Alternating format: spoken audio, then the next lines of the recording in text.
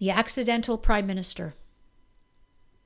When Justin Trudeau became the leader of this country, I'll bet that no one was more surprised than he was. Pulling up the rear in third place in the 2015 election, the Canadian public did not cotton to the fact that they were putting this man-child in charge of all of our well-being and prosperity by virtue of his last name, nice hair, and funky socks. Well, now here we are 4 years later.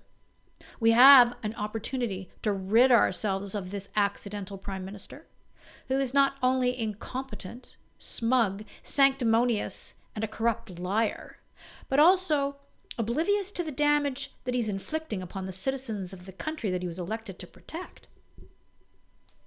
The Trudeau scandals could fill a book, and yet somehow this privileged and out-of-touch, petulant fake feminist manages to carry on as if there is nothing to see here, folks, and the media give him a pass.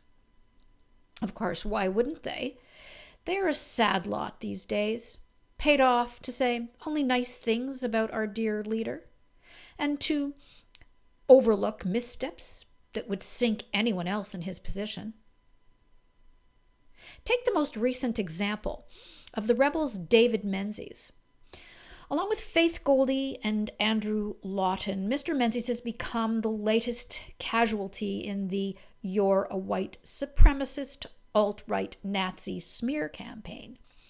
And surprise, surprise, this at the behest of the leader of the opposition, Andrew Scheer, the lackluster leader himself. So I guess alt-right means telling the truth. And as a Rebel subscriber and a non-racist myself, I'd like anyone to show me one single example of a video produced by Rebel News, Andrew Lawton, or Faith Goldie for that matter, that advocates this. It's a baseless claim, and the start of a slippery slope to censorship and deplatforming of anyone with opposing views.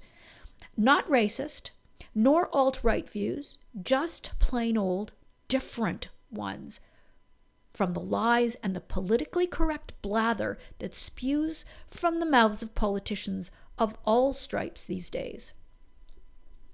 Finally, suppose that Mr. Menzies is indeed alt-right, and we have yet to define what that means. Why should he be arrested on public property? What is the charge? Wrongthink? Shades of Orwell's 1984. It's a rather depressing choice of candidates for this election cycle 2019. But of one thing I'm sure, the accidental prime minister must go. He's not only incompetent, but a danger to the prosperity of Canada and a harbinger of economic ruin if he is allowed another 4-year mandate.